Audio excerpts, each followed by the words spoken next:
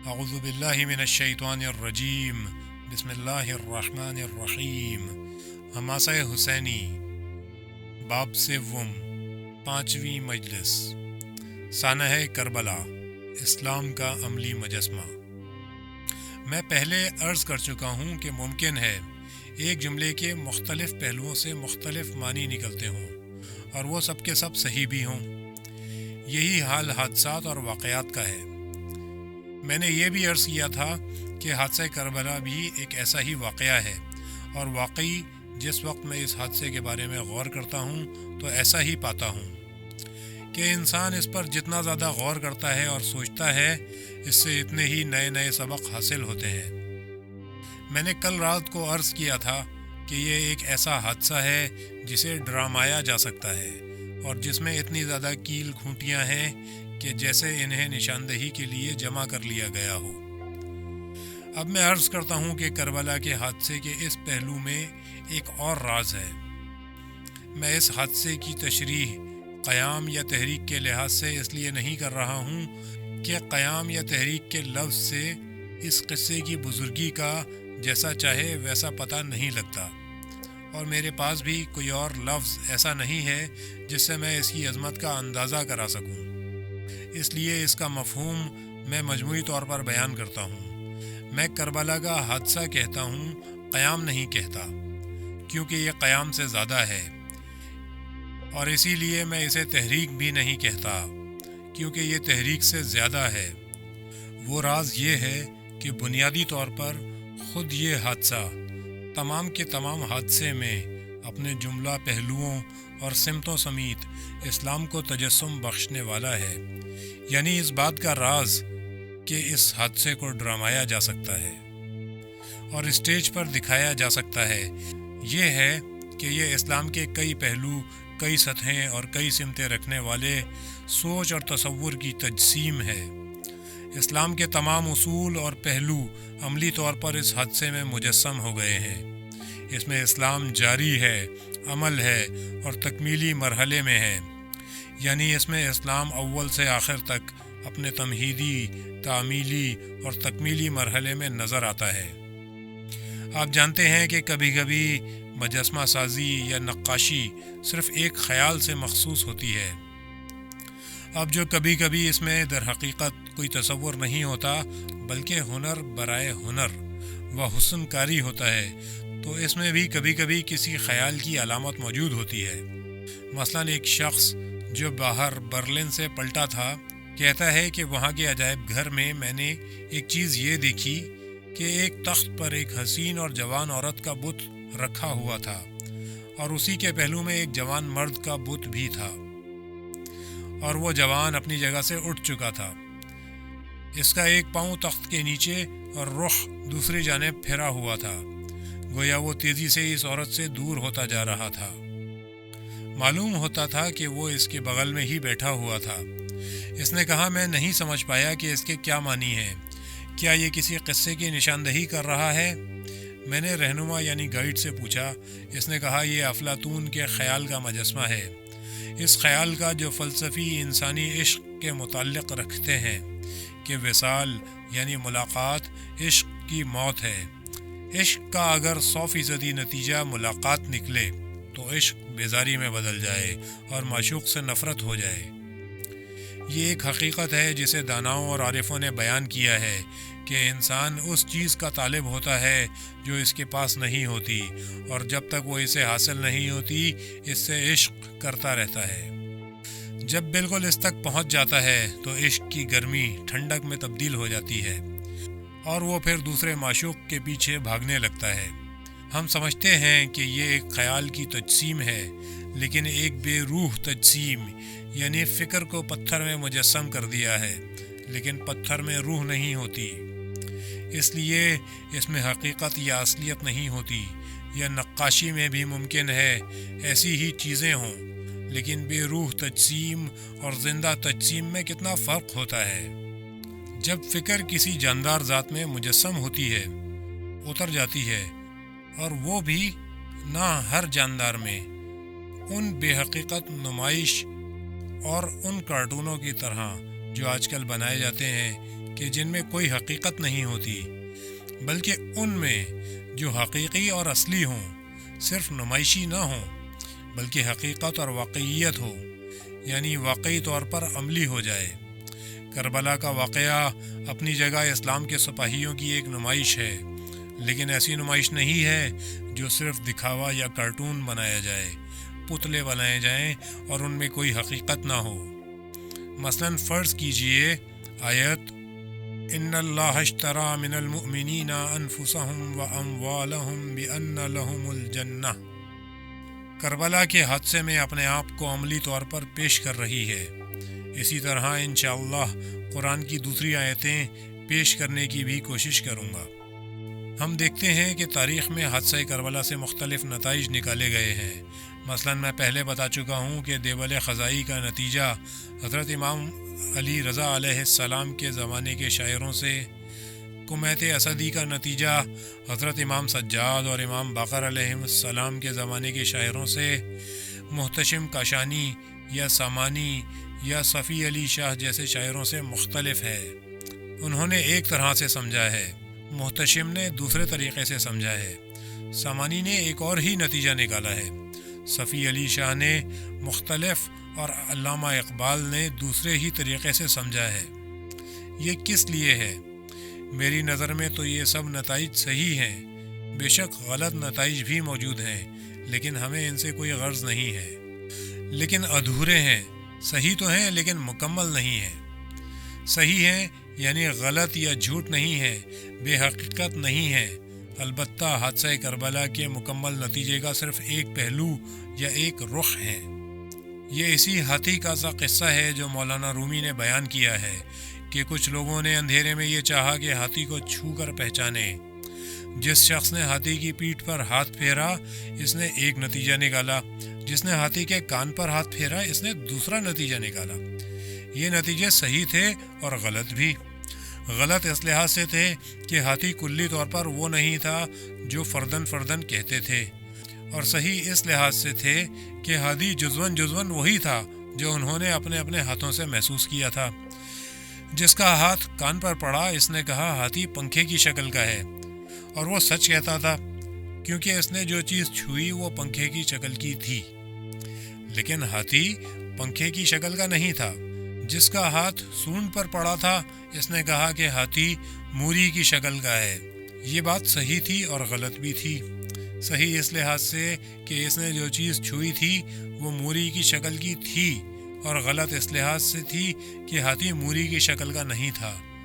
ہاتھی ایک کل ہے جس کا ایک عضو چھت کی طرح ہے یعنی اس کی پیٹھ، ایک عضو کھمبے کی طرح ہے یعنی ہاتھی کی ٹانگ، ایک اور عضو موری جیسا ہے یعنی ہاتھی کی سونڈ، لیکن ہاتھی اپنی کلی اور مجموعی حیثیت سے ہاتھی ہے۔ یہی وجہ ہے کہ نتیجے صحیح بھی ہیں اور ساتھ ہی ساتھ غلط بھی ہیں۔ تحریک حسینی کو دیوال خزائی نے وقت کے لحاظ سے صرف احتجاجی اور نزاعی سمجھا۔ محتشم کاشانی نے اس کے المناک اور دل پگھلانے اور رلانے والے پہلو پر زور دیا۔ امان سامانی یا صفی علی شاہ نے اس تحریک سے عرفانی، عشق الہی اور راہ حق میں پاک بازی کے پہلو نکالے ہیں، کیونکہ حق کی خاطر قیام حسین علیہ السلام کا بنیادی اور حقیقی پہلو اس کا پاک بازی کا پہلو ہے۔ یہ تمام نتائج صحیح ہیں، لیکن ایک ایک پہلو کی حیثیت سے۔ ایک نے حماسی پہلو کی بات کی ہے، ایک نے اخلاقی پہلو کی بات کی ہے، ایک نے پند و نصیحت کی بات کی ہے۔ سب نے درست کہا ہے، لیکن ہر ایک نے اس تحریک کے پورے جسم یعنی کل سے نہیں، صرف ایک ایک پہلو، ایک ایک عضو یعنی ایک ایک جزو سے نتیجہ نکالا ہے۔ جب ہم اسلام کی جامعیت اور کلیت پر نظر ڈالنا چاہیں تو ہمیں تحریک حسینی پر نظر ڈالنا چاہیے۔ ہم دیکھتے ہیں کہ امام حسین علیہ السلام نے کل اسلام کو کربلا میں عملاً پیش کر کے مجسم کر دیا، اور یہ تجسیم بے روح نہیں ہے، زندہ، جاندار، حقیقی اور واقعی، جس میں زندگی کی حرارت، دل کی دھڑکن اور لہو کی دھار سب کچھ موجود ہے۔ انسان جب کربلا کے حادثے پر غور کرتا ہے تو ایسی ایسی باتیں دیکھتا ہے کہ دنگ رہ جاتا ہے اور یہ کہہ اٹھتا ہے کہ یہ محض اتفاقیہ نہیں ہو سکتی، اور ائمہ اطہار نے اس سبب کو زندہ و پائندہ رکھنے کی اور اس یادگار کی تجدید کرتے رہنے کی وصیت اور تاکید کی ہے، اور یہ اجازت نہیں دی کہ کربلا کا واقعہ بھلا دیا جائے۔ اس کا سبب بھی یہ ہے کہ یہ حادثہ ایک مجسم اسلام ہے۔ تم اس اسلام مجسم کو فراموش نہیں ہونے دو۔ ہمیں کربلا کے حادثے میں ایک عجیب رو ملتی ہے۔ ہم دیکھتے ہیں کہ اس حادثے میں مرد کا کردار ہے، عورت کا کردار ہے، بوڑھے، جوان اور بچے کا کردار ہے، گورے کالے کا کردار ہے، عرب اور غیر عرب کا کردار ہے، مختلف طبقوں اور جماعتوں کا کردار ہے۔ ایسا لگتا ہے جیسے بنیادی طور پر قضاء و قدر نے یہ طے کر دیا ہے اس حادثے میں مختلف طبقات اپنے اپنے مختلف کردار ادا کریں، یعنی اسلام کی بخوبی اور کلی نشاندہی ہو جائے۔ یہ جو میں عرض کر رہا ہوں کہ اس میں عورت کا حصہ ہے، یہ حضرت زینب سلام اللہ علیہا پر ہی موقوف نہیں ہے۔ اس بارے میں ہمارے پاس کتنے ہی واقعات ہیں۔ کربلا میں ایک شہید کی زوجہ بھی ہے اور وہ جناب عبداللہ بن کلبی کی زوجہ ہیں۔ 2 اور عورتیں بھی ہیں جو باقاعدہ میدان جنگ میں آ پہنچی ہیں، لیکن امام حسین علیہ السلام نے انہیں روکا اور حکم دیا کہ واپس جاؤ، اور وہ پلٹ گئیں۔ مائیں ہیں جنہوں نے اپنے بیٹوں کی شہادت دیکھی اور اسے خدا کی خاطر سمجھ لیا۔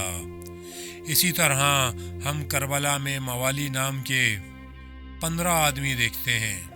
ان میں سے خاص طور پر ایک شخص جس کا نام مولا لیا گیا ہے، مولا شوذب مولا عابس بن عبید ہیں۔ مرحوم حاجی نوری اور مرحوم حاج شیخ عباس قمی جیسے بڑے بڑے عالموں نے اس بات کی تائید کی ہے۔ اس میں شک باقی نہیں رہنا چاہیے کہ مولا عباس سے یہ مراد نہیں ہے کہ عابس غلام یا آزاد کیے ہوئے تھے، بلکہ یہ معنی ہے کہ ان کے ہم پیمان تھے، اور کہتے ہیں کہ وہ قدر و منزلت اور سماجی شخصیت میں عابس سے بڑھے ہوئے تھے۔ میں آج کی رات سانحہ کربلا کے کچھ پہلو جہاں تک مجھ سے ہو سکے گا آپ کے سامنے عرض کروں گا۔ توحیدی اور عرفانی پہلو کی نشاندہی کے لیے، خدا کی راہ میں سب کچھ لٹا دینے کا پہلو دکھانے کے لیے، اور یہ دکھانے کے لیے کہ خدا کے سوا ہر چیز ہیچ ہے۔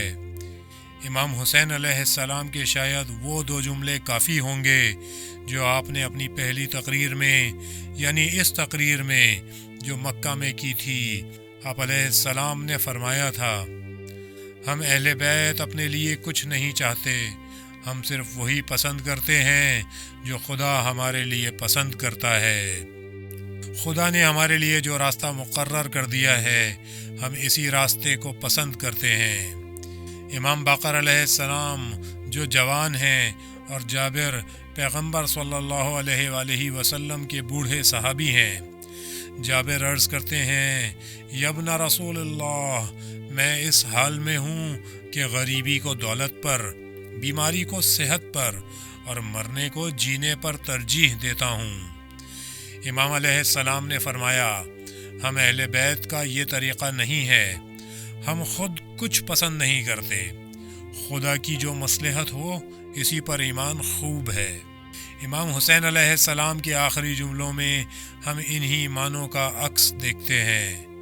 مرحوم آیتی کے الفاظ میں بڑا اچھا نتیجہ نکالا ہے۔ یہ لڑائی ایک تیر سے شروع ہوئی تھی اور ایک تیر پر ہی ختم ہو گئی۔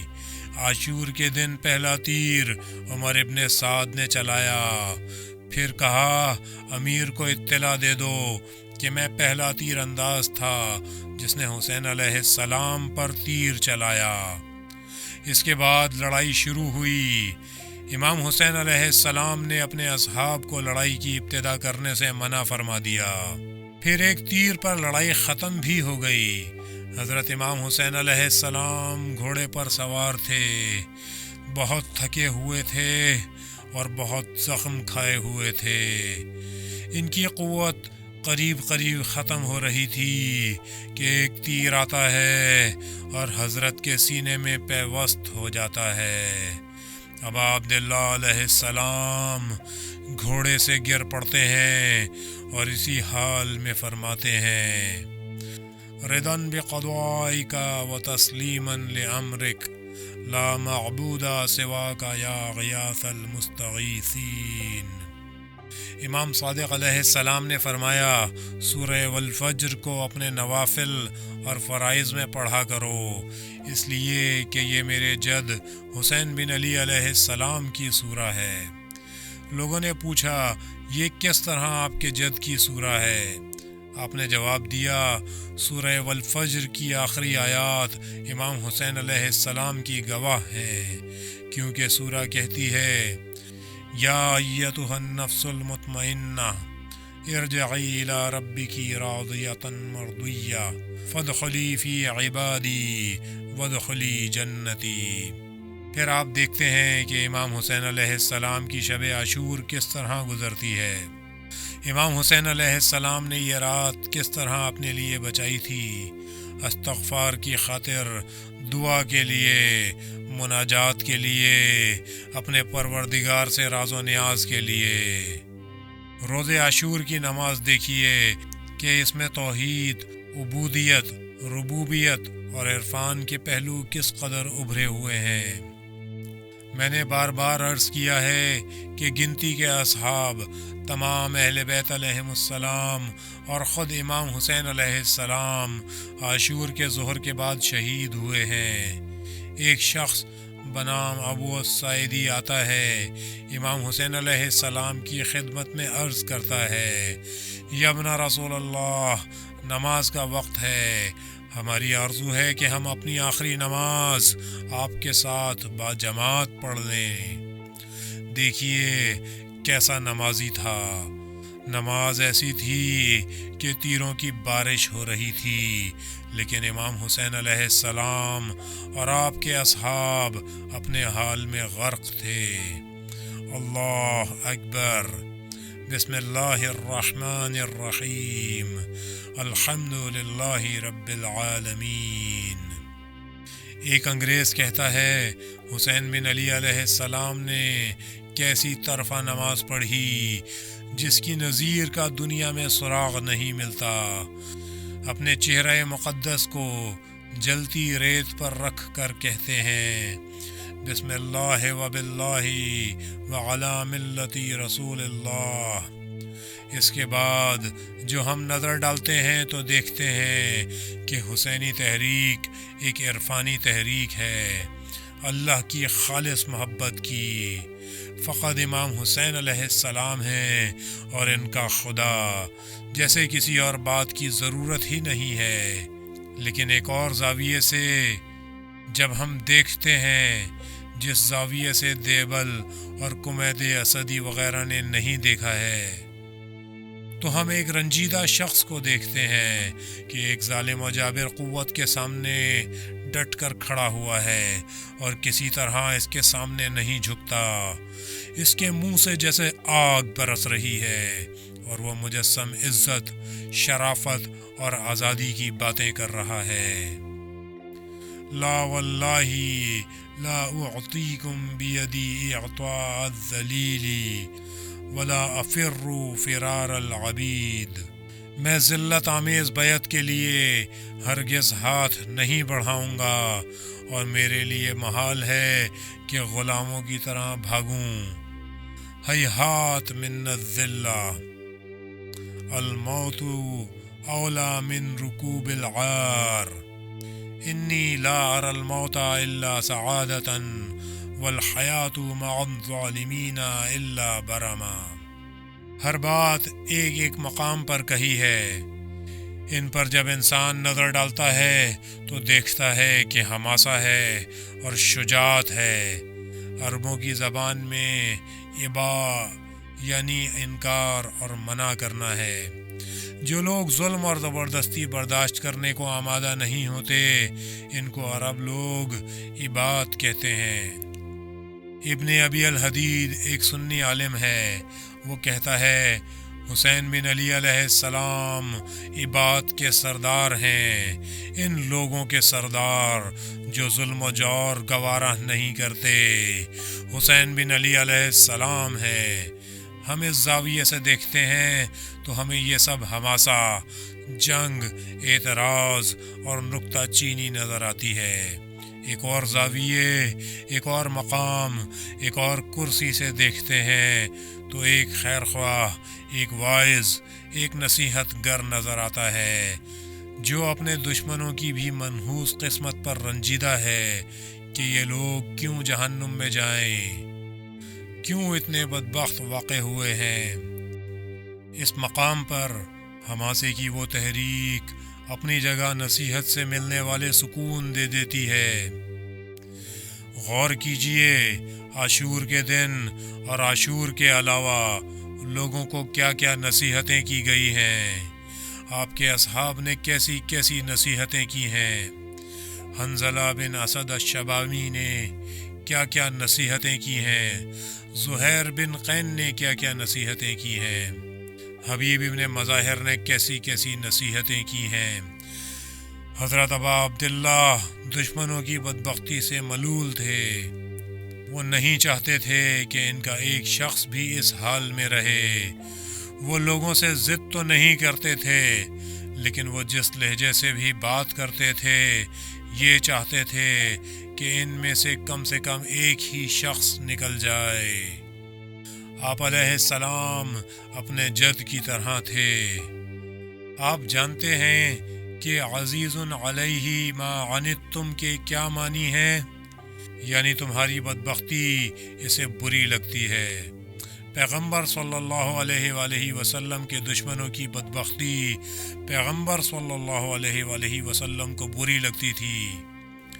دشمن خود یہ بات نہیں سمجھتے تھے، یہ بدبختیاں حضرت ابا عبداللہ علیہ السلام پر بھی گرا تھیں۔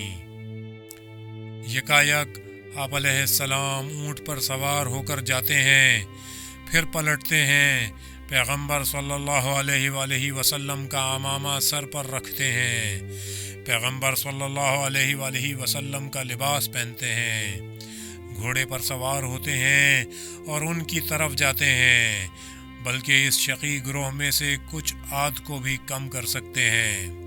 یہاں ہم دیکھتے ہیں کہ امام حسین علیہ السلام یکسر محبت کا مجسمہ ہیں، سراسر دوستی ہیں، جو اپنے دشمن کو بھی سچ مچ دوست سمجھتے ہیں۔ اب ہم اس طرف آتے ہیں جسے اخلاق کہتے ہیں، یعنی اسلامی اخلاق۔ جب ہم اس زاویے سے کربلا کے حادثے پر نظر ڈالتے ہیں تو دیکھتے ہیں کہ اسلامی اخلاق کا اسٹیج سجا ہوا ہے۔ مختصر طور پر آپ کے سامنے میں 3 اخلاقی قدروں مروت، ایثار اور وفا کی وضاحت کرتا ہوں جو اس حادثے میں پائی گئی ہیں۔ مروت کا ایک خاص مفہوم ہے جو شجاعت سے الگ ہے، اگرچہ اس کے معنی بہادری کے ہیں، لیکن اس کا مفہوم خاص ہے۔ مولانا رومی نے اسے سب سے اچھے طریقے پر مجسم کر دیا ہے۔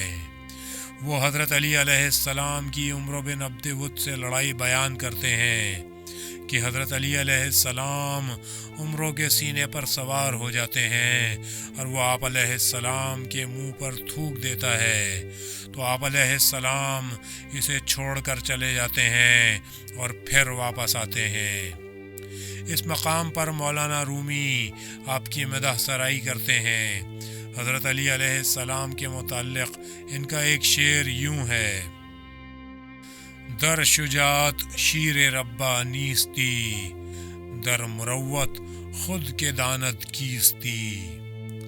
شجاعت میں آپ خدا کے شیر ہیں، لیکن مروت میں کون جانے کہ آپ کیا ہیں۔ مروت یہ ہے کہ آدمی اپنے دشمن سے بھی محبت برتے، لیکن اسلام کا حکم اس سے بھی بلند ہے۔ اگر اسلام سے قریب ہوں تو یوں کہیں: دوستوں کے ساتھ مروت اور دشمن کے ساتھ بھی مروت اور مردانگی۔ دشمن کو پیاس میں امام حسین علیہ السلام جو پانی دیتے ہیں اس کے معنی مروت کے ہیں۔ یہ شجاعت سے بھی اونچی چیز ہے۔ بالکل اسی طرح جس طرح حضرت علی علیہ السلام نے یہ کام کیا تھا۔ عاشور کی صبح تھی، پہلا شخص جو حسین بن علی علیہ السلام کے خیموں کی طرف یہ دیکھنے کے لیے دوڑا کہ حالات کیا ہیں، شمر ابن ذی الجوشن تھا۔ جب وہ خیموں کے پیچھے سے آیا تو اس نے دیکھا کہ خیمے پاس پاس کر دیے گئے ہیں اور خندق کھود لی ہے اور کانٹے جمع کر کے ان میں آگ لگا دی ہے۔ بہت کچھ بل کھا کے رہ گیا کہ اب پیچھے سے حملہ نہیں ہو سکتا، اس لیے بکواس کرنے لگا۔ ایک صحابی نے عرض کی، آقا اجازت ہو تو اسے ابھی ایک تیر سے ڈھیر کر دوں۔ آپ علیہ السلام نے فرمایا نہیں۔ اس نے کہا، آقا میں اسے خوب جانتا ہوں کہ یہ کتنا پلید، فاسق اور فاجر ہے۔ آپ علیہ السلام نے فرمایا، میں بھی جانتا ہوں، لیکن ہم کبھی لڑائی شروع نہیں کریں گے، چاہے اس میں ہمارا کتنا ہی فائدہ کیوں نہ ہو۔ یہ اسلام کا قانون تھا۔ اس بارے میں بہت سے واقعات ہیں۔ صفین کی جنگ کے موقع پر امیر المومنین علیہ السلام کا ایک واقعہ آپ کے سامنے بیان کرتا ہوں۔ معاویہ کے لشکر میں قریب بن صباح نامی ایک شخص ہے۔ وہ آیا اور اس نے اپنا مقابل مانگا۔ امیر المومنین علیہ السلام کے لشکر کا ایک بہادر جو سامنے ہی تھا میدان میں گیا، لیکن تھوڑی سی دیر میں قریب نے امیر المومنین علیہ السلام کے اس صحابی کو قتل کر دیا اور اس کی لاش ایک طرف ڈال دی اور دوبارہ جوڑ مانگا۔ ایک اور شخص گیا، اس کو بھی قتل کر دیا اور قتل کرنے کے بعد گھوڑے سے کود کر نیچے آیا اور اس کی لاش پہلی لاش پر چن دی۔ پھر بولا، میں اپنا مقابل چاہتا ہوں۔ اس نے حضرت علی علیہ السلام کے 4 اصحاب کو اسی ترتیب سے مار ڈالا۔ مورخین نے لکھا ہے، اس شخص کے بازو اور انگلیاں اس قدر طاقتور تھیں کہ سکے کو ہاتھ سے ملتا تھا تو اس کے نقش گھس جاتے تھے۔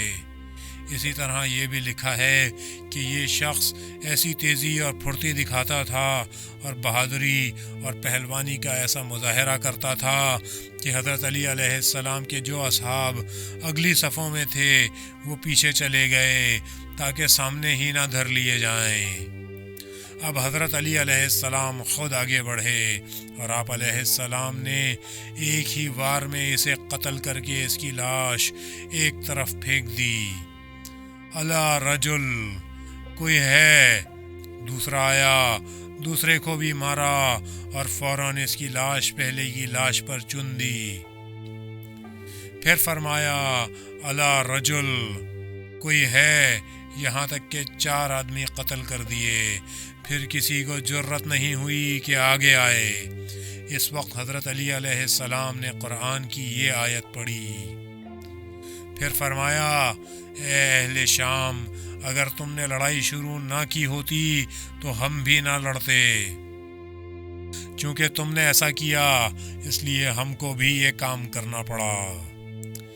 امام حسین علیہ السلام بھی ایسے ہی تھے۔ عاشور کے پورے دن اس بات کے پابند رہے کہ لڑائی میں پہل وہ لوگ کریں جو ظاہر میں مسلمان اور کلمہ گو ہیں۔ آپ علیہ السلام نے فرمایا، جانے دو، وہ پہل کریں، ہم ہرگز شروع نہیں کریں گے۔ اب ہم ایثار کی طرف آتے ہیں۔ اس حادثے میں یہ ایک اور اخلاقی عنصر ملتا ہے۔ کربلا ایثار کی کیسی عظیم اور شاندار نمائش گاہ ہے، ذرا غور کیجئے۔ ایثار کے لیے کیا جناب ابوالفضل العباس کے واقعے سے بہتر کوئی مثال، نمونہ اور تجسیم پیش کی جا سکتی ہے؟ اسلام کے ابتدائی دنوں کی ایک مثال آپ کے سامنے پیش کرتا ہوں۔ وہاں ہیرو ایک نہیں کئی اشخاص ہیں۔ ایک شخص بیان کرتا ہے کہ ایک اسلامی جنگ میں زخمیوں میں سے گزر رہا تھا۔ میں نے ایک آدمی کو دیکھا جو زمین پر پڑا ہوا اپنی آخری سانسیں پوری کر رہا ہے، اور جب زخمی کے جسم کا زیادہ خون بہہ جاتا ہے تو وہ زیادہ پیاسا ہو جاتا ہے۔ وہ مجھ سے کچھ بولا تو میں فوراً سمجھ گیا کہ پانی مانگتا ہے۔ میں گیا اور ایک پیالے میں پانی لے آیا کہ اسے دوں۔ اس نے اشارے سے کہا کہ میرا وہ بھائی میری ہی طرح پیاسا ہے، اسے پانی دے دو۔ میں اس کے پاس گیا، اس نے بھی ایک اور شخص کی طرف اشارہ کر دیا کہ اسے پانی دے دو۔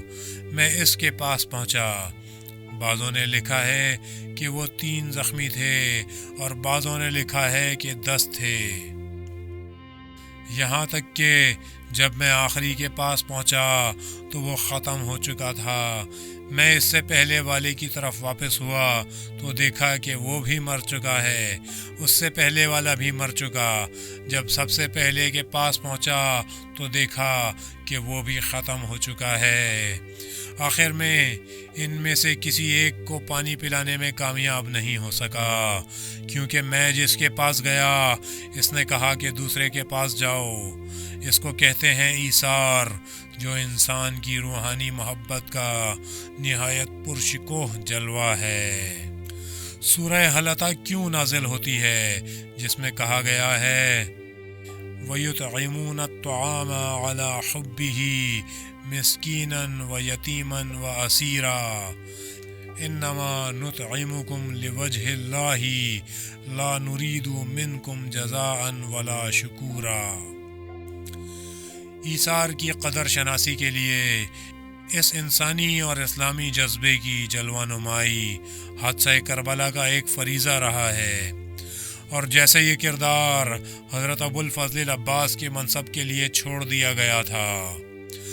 حضرت ابو الفضل العباس فرات کے گھاٹ پر متعین 4000 پہرے داروں کو بھگا چکے ہیں، اس کے بعد گھاٹ پر پہنچے ہیں اور گھوڑے کو پانی میں اس حد تک ڈال دیتے ہیں کہ پانی گھوڑے کے پیٹ سے آ لگا ہے، اور حضرت ابو الفضل العباس علیہ السلام گھوڑے سے اترے بغیر مشک پانی سے بھر لیتے ہیں۔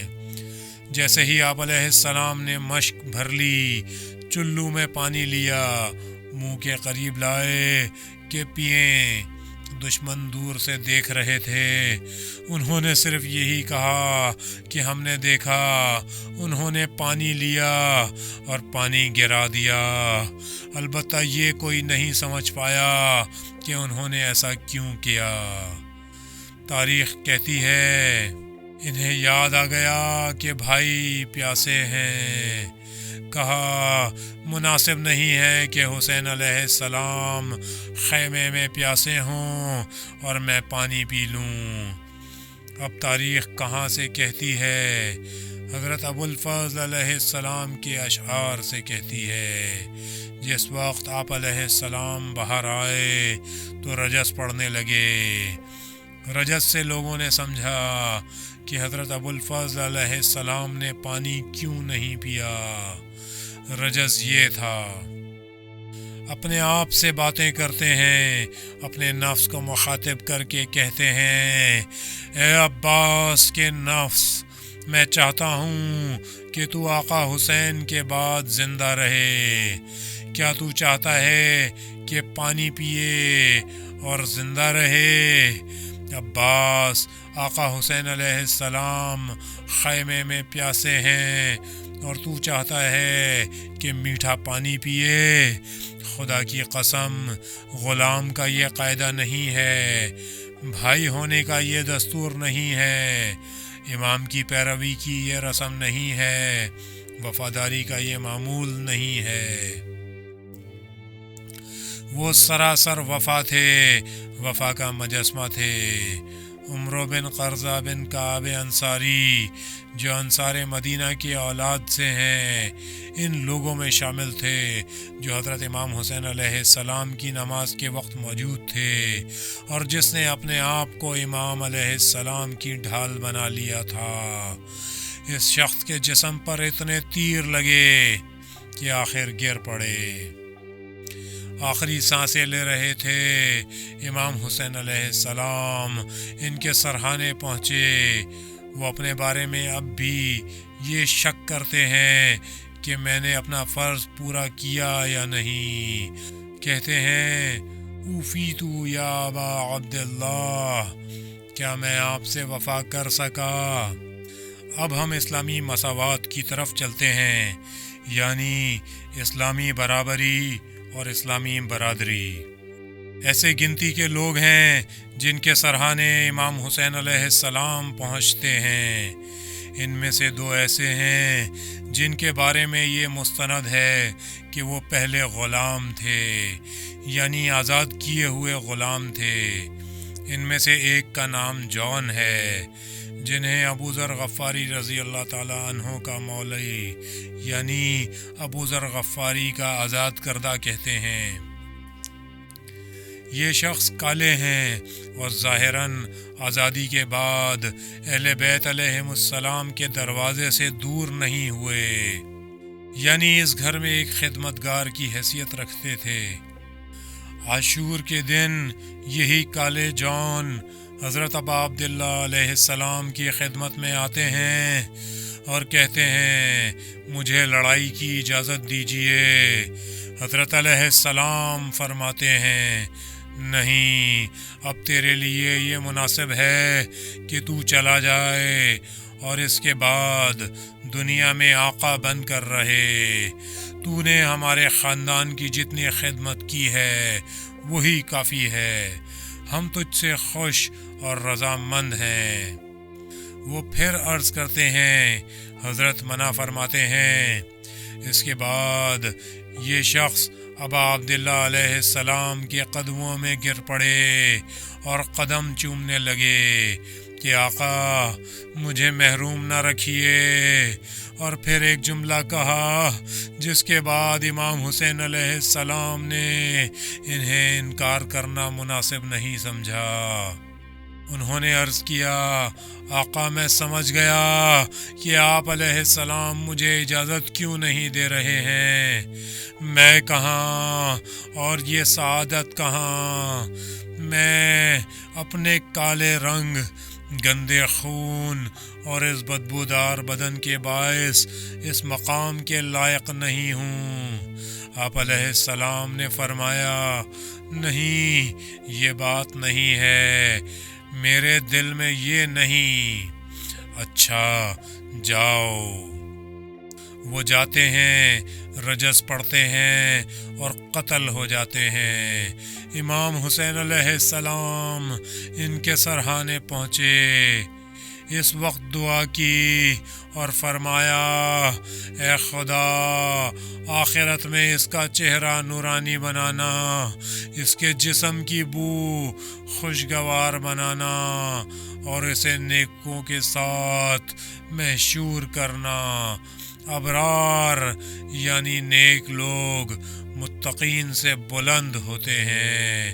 اے خدا دوسری دنیا میں اس کے اور آل محمد کے درمیان پوری دوستی قائم رکھنا۔ دوسرے شخص ایک رومی ہے، ترک بھی کہا ہے۔ جس وقت گھوڑے سے گرے امام حسین علیہ السلام ان کے سرہانے پہنچے، یہاں ایک اور ہی غیر معمولی طور پر عجیب منظر تھا۔ یہ غلام بے ہوش تھے یا ان کی آنکھوں پر خون جم گیا تھا۔ امام حسین علیہ السلام نے ان کا سر اٹھا کر اپنے زانوں پر رکھا اور پھر اپنے ہاتھ سے ان کے چہرے اور آنکھوں پر سے خون صاف کیا۔ اسی دوران انہیں ہوش آ گیا۔ انہوں نے امام حسین علیہ السلام کی طرف دیکھا اور مسکرا دیے۔ امام حسین علیہ السلام نے اپنا رخسار ان کے رخسار پر رکھ دیا، اور یہ بات صرف اس غلام سے مخصوص تھی یا پھر جناب علی اکبر علیہ السلام سے؟ تاریخ نے ایسی بات اور کسی کے لیے نہیں لکھی ہے، یعنی اپنا رخسار ان کے رخسار پر رکھ دیا۔ وہ اتنے خوش ہوئے کہ مسکرا دیے۔ اگر طبیب بن کر میرے سرہانے آئے تو میں بیماری کی اس لذت کو دونوں عالم کے مقابلے میں نہ دوں۔ ان کا سر امام حسین علیہ السلام کی گود میں تھا کہ انہوں نے جان دے دی۔ گویا انہوں نے کہا، یہ جان جو حافظ کی سپرد کی ہوئی ہے، اگر کسی دن ان کا دیدار کروں تو ان کو دے دوں گا۔ ہم عاشور کے حادثے کو تمام اسلامی پہلوؤں یعنی اخلاق، اجتماعی، ناصحانہ، جدالی، توحیدی، عرفانی، اعتقادی اور تجسیمی سے دیکھتے ہیں، اور جن لوگوں نے اس میں اپنے اپنے کردار ادا کیے، ان میں شیر خوار سے لے کر 70 بلکہ 80 سال کے بوڑھے اور جناب عبداللہ بن عمیر کلبی کی بوڑھی بیوی شامل ہیں۔ 3 اشخاص ایسے ہیں جو امام حسین علیہ السلام کی خدمت میں اپنے بیوی بچوں سمیت آئے ہیں، جن کے بیوی بچے بعد میں امام حسین علیہ السلام کے حرم میں چلے گئے اور اہل حرم کے ساتھ ساتھ رہے۔ باقی کسی کے بیوی بچے اس کے ساتھ نہیں تھے۔ ایک مسلم ابن اوسجہ ہیں، دوسرے عبداللہ ابن عمیر کلبی ہیں، ایک اور شخص ہیں جن کا نام جنادہ ابن حرس الانصاری ہے۔ جناب عبداللہ ابن عمیر کے بارے میں لکھا ہے کہ یہ کوفہ سے باہر تھے۔ جیسے ہی انہیں خبر ملی کہ کوفہ میں کچھ واقعات رونما ہوئے ہیں اور لشکر جمع کر رہے ہیں تاکہ جا کر امام حسین علیہ السلام سے جنگ کریں، وہ اسلام کے مجاہد تھے، دل میں کہنے لگے، خدا کی قسم میں اسلام کی خاطر برسوں کفار سے لڑائیاں لڑتا رہا ہوں، لیکن وہ جہاد مرتبے میں اس جہاد کے ہرگز برابر نہیں ہے جس میں اہل بیت پیغمبر صلی اللہ علیہ وآلہ وسلم کا دفاع کروں۔ گھر آئے تو اپنی زوجہ سے بولے کہ میں نے ایسا سوچا ہے۔ وہ بولیں، بارک اللہ، آپ نے بہت اچھا سوچا ہے، لیکن ایک شرط ہے۔ وہ بولے، کیسی شرط؟ انہوں نے کہا، مجھے بھی اپنے ساتھ لے چلو۔ چنانچہ آپ نے اپنی زوجہ کو ساتھ لیا اور ماں کو بھی۔ اللہ اکبر، کیسی خواتین تھیں! عبداللہ ابن عمیر بہت بہادر تھے۔ آپ نے عمر ابن سعد اور عبید اللہ ابن زیاد کے ان 2 غلاموں سے جنگ کی جنہوں نے اپنا مقابل طلب کیا تھا، اور دونوں کو جو بہت طاقتور تھے قتل کر دیا۔ جس وقت ان دونوں غلاموں نے اپنا مقابل طلب کیا تھا تو سید الشہداء نے عبداللہ ابن عمیر کے جسم، کاندھوں اور بازوؤں پر نظر ڈالتے ہوئے فرمایا تھا کہ یہ شخص ان کا صحیح مد مقابل ہے۔ وہ گئے اور وہ ان لوگوں کے لیے موزوں حریف ٹھہرے۔ پہلے عمر ابن سعد کا غلام آیا جس کا نام یسار تھا۔ عبداللہ ابن عمیر نے اس کو پچھاڑ دیا، لیکن اس سے پہلے ایک شخص نے پیچھے سے جناب عبداللہ پر وار کر دیا۔ امام حسین کے اصحاب نے زور سے آواز دی، پیچھے کی طرف سے ہوشیار! لیکن جب تک یہ سنبھلیں اس نے تلوار ماری اور جناب عبداللہ کے ہاتھ کا پنجہ کٹ گیا، لیکن آپ نے اسے دوسرے ہاتھ سے جہنم واصل کر دیا۔ اسی حالت میں آپ رجس پڑھتے ہوئے حضرت امام حسین علیہ السلام کی خدمت میں واپس آئے اور اپنی والدہ سے کہنے لگے، اماں جان، اچھا کیا یا نہیں؟ انہوں نے جواب دیا، نہیں، میں تجھ سے راضی نہیں ہوں، جب تک تجھے مقتول نہیں دیکھ لوں گی میں تجھ سے راضی نہیں ہوں گی۔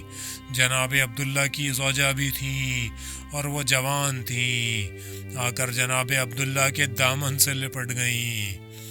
ماں نے کہا، تم بیوی کی بات نہ سننا، یہ وقت بیوی کی بات ماننے کا نہیں ہے۔ اگر تو مجھے خوش کرنا چاہتا ہے تو شہید ہو جانے کے علاوہ تیرے لیے کوئی اور صورت نہیں ہے۔ عبداللہ ابن عمیر جاتے ہیں اور شہید ہو جاتے ہیں۔ اشقیاء ان کا سر کاٹ کر خیام اہل حرم کی طرف پھینکتے ہیں۔ بعض شہداء تھے جن کے سر خیام کی طرف پھینکے گئے ہیں، ان میں ایک عبداللہ ابن عمیر کا سر تھا۔ یہ ماں اپنے بیٹے کا سر لے کر سینے سے لگاتی ہے، چومتی ہے اور کہتی ہیں، اے میرے بیٹے، میں اب تجھ سے خوش ہوئی، تو نے اپنا فرض ادا کر دیا۔ پھر کہتی ہیں، لیکن ہم لوگوں نے جو چیز خدا کی راہ میں دے دی اسے واپس نہیں لیں گے۔ اور یہ کہتے ہوئے عبداللہ کا سر ایک دشمن کی طرف پھینک دیتی ہیں۔ اس کے بعد چوب خیمہ لے کر حملہ کر دیتی ہیں۔ میں کمزور بوڑھی عورت ہوں، لیکن جب تک میری جان میں جان ہے میں فاطمہ کے خاندان کی حفاظت کروں گی۔ کربلا میں 9 یا 10 نابالغ بچے شہید ہوئے۔ ان میں ایک کے بارے میں تاریخ لکھتی ہے، ایک جوان جس کا باپ معرکے میں شہید ہو گیا تھا۔ یہ نہیں بتایا کہ باپ کون تھا، یعنی ہمیں معلوم نہیں ہے۔ سید الشہداء کی خدمت میں آیا اور بولا، مجھے اجازت دیجیے تاکہ میں بھی میدان میں جاؤں۔ آپ علیہ السلام نے فرمایا، نہیں۔ اسی طرح یہ بھی فرمایا، اس جوان کو اجازت نہ دیجیے کہ میدان میں جائے، کیونکہ اس کا باپ مارا جا چکا ہے۔ یہی کافی ہے کہ اس کی ماں یہاں موجود ہے، شاید وہ راضی نہ ہو۔ بچے نے عرض کیا، یا ابا عبداللہ، دراصل یہ تلوار میری ماں نے ہی میری کمر میں باندھی ہے اور مجھے یہ کہہ کر بھیجا ہے کہ تو بھی اپنے باپ کی راہ پر جا اور اپنی جان حضرت ابا عبداللہ علیہ السلام کی جان پر قربان کر۔ وہ اصرار اور خوشامد کرنے لگا۔ آخر امام حسین علیہ السلام نے اسے اجازت دے دی۔ یہ معلوم نہیں ہو سکا کہ یہ مسلم ابن اوسجہ کا بیٹا تھا یا حرس ابن جنادہ کا۔ اس کی وجہ یہ ہے کہ یہ دونوں اپنے خاندانوں سمیت کربلا میں تھے۔ عبداللہ ابن عمیر بھی اپنے کنبے سمیت کربلا میں تھے، لیکن اتنا معلوم ہے کہ یہ عبداللہ ابن عمیر کا بیٹا نہیں تھا۔ جس وقت یہ بچہ میدان میں پہنچا ہے تو بہت سے لوگوں کے برعکس، جنہوں نے اپنے باپ دادا کے نام سے اپنا تعارف کرایا ہے کہ میں فلاں کا بیٹا فلاں ہوں، اس نے اپنا تعارف اس طرح نہیں کرایا بلکہ دوسرے ہی ڈھنگ سے گفتگو کی، جس کی بدولت وہ دوسروں پر سبقت لے گیا۔ وہ جب بیچ میدان میں پہنچا تو بلند آواز میں یوں بولا، اے لوگو، مجھے پہچان لو، میں وہ شخص ہوں جس کا آقا حسین ہے، جو پیغمبر صلی اللہ علیہ وآلہ وسلم کی خوشی کا سرمایہ ہے۔ آپ دیکھیں گے کہ اس حادثے میں بچے، بڑے، شیرخوار، ہر ایک کا ایک مقام ہے۔ اب پیغمبر صلی اللہ علیہ وآلہ وسلم کے اہل بیت کا مقام، یعنی عورتوں کا تبلیغی فرض اور رسالت اپنی جگہ پر ہے۔ حضرت امام حسین علیہ السلام کا خاندان سب میں پیش ہے۔ یہاں میں امام حسن علیہ السلام کے ایک اور صاحبزادے کا مرثیہ پڑھتا ہوں۔ جناب قاسم کے ایک بھائی کا نام عبداللہ تھا۔ حضرت امام حسین علیہ السلام سے 10 سال پہلے امام حسن علیہ السلام شہید ہو چکے تھے۔ انہیں زہر دیا گیا تھا۔ اس بچے کی عمر بھی 10 سال لکھی ہے، یعنی یہ اس وقت پیدا ہوا تھا جب اس کے پدر بزرگوار دنیا سے رخصت ہو چکے تھے، یا اس کے بھی کچھ دن بعد پیدا ہوا۔ بہرحال اسے اپنے باپ یاد نہیں تھے۔ وہ حضرت ابا عبداللہ علیہ السلام کے گھر میں پلا بڑھا تھا، جو اس کے چچا بھی تھے اور باپ کی جگہ بھی۔ حضرت امام حسین علیہ السلام نے اس بچے کو اس کی پھوپھی یعنی اپنی بہن زینب کے سپرد کر دیا تھا، جو خصوصیت سے ان بچوں کی نگران اور نگہبان تھیں۔ یہ بچے بار بار کوشش کرتے تھے کہ بیچ معرکے میں پہنچ جائیں، لیکن انہیں روک لیتی تھیں۔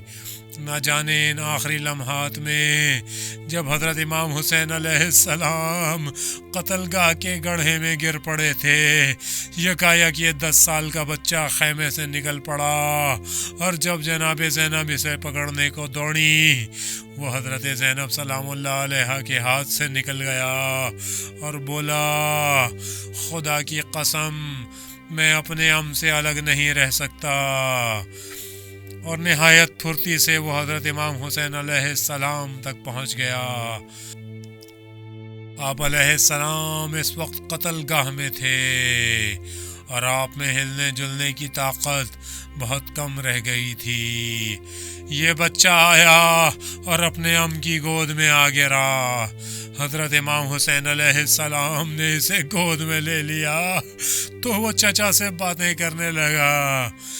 اسی وقت ایک دشمن حضرت امام حسین علیہ السلام پر ایک وار کرنے آیا۔ اس بچے نے جو دیکھا تو اسے برا بھلا کہنے لگا، اے حرام زادے، کیا تو اس لیے آیا ہے کہ میرے ام کو مار ڈالے؟ خدا کی قسم میں ایسا نہیں کرنے دوں گا۔ اس شقی نے جیسے ہی اپنی تلوار تانی، اس بچے نے اپنے دونوں ہاتھوں کو سپر بنا دیا۔ نتیجہ یہ ہوا کہ اس کے دونوں ہاتھ کٹ کر کھال سے لٹک گئے۔ اس وقت اس نے رو کر کہا، امو جان دیکھیے اس نے میرے ساتھ کیا کیا۔ لا حول ولا قوة الا باللہ العلی العظیم، وصلی اللہ علی محمد وآلہ الطاہرین۔